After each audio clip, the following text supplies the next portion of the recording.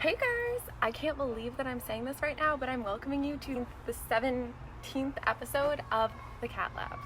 So welcome, it's nice to have you here. And today, just for the fun of it, we're gonna talk about my achy breaky heart. Just for the record too, it is July 20th.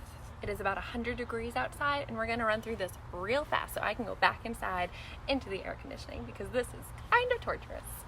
But anyways, so the heart is super cool, right? There's so many different things that we could talk about with the heart, but I figured that what would be really cool is to first just see a little diagram of what one of the chambers of your heart looks like and how it works.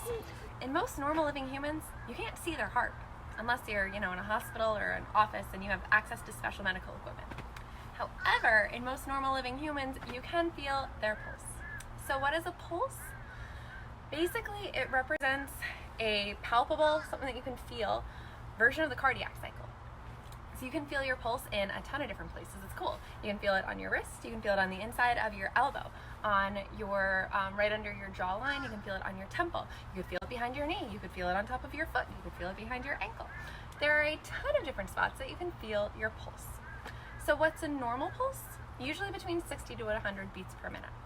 In some cases, say the person is an extreme athlete, that they're a marathon runner or, even just have been exercising a ton recently, they can have lower pulses and that could be fine. That could be normal, like say 40 to 50. Disclaimer, this is not medical advice, so if something is weird for you, you should go see a doctor and you shouldn't be basing all of your medical advice on the internet. So now that we've talked about what a pulse is, we can talk about what causes the pulse, which is your heart and your heart contractions. So the heart is composed of 4 chambers. You've got the right atrium, the right ventricle, the left atrium, and the left ventricle. Picture this.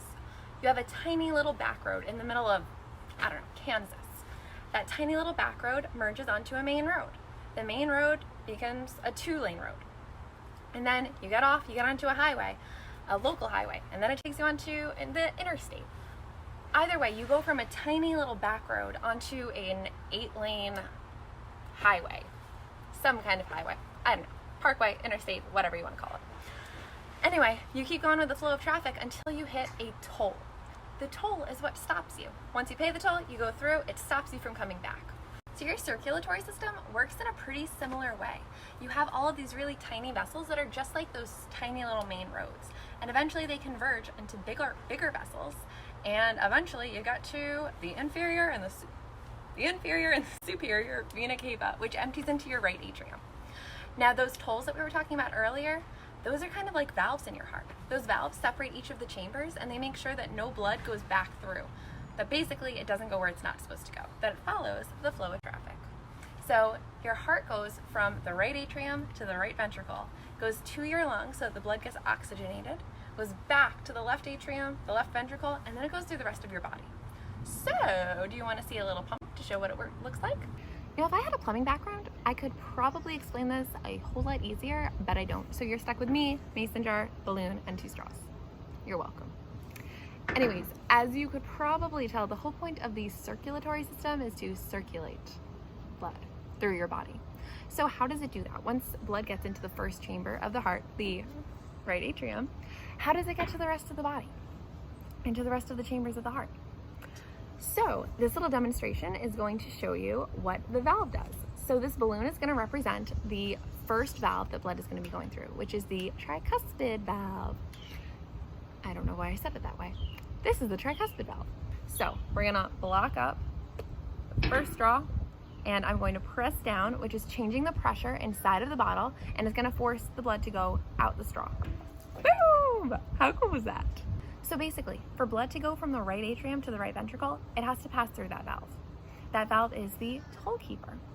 So when you change the pressure, which happens when blood pools on there and it increases the pressure against that valve, it forces it to open up.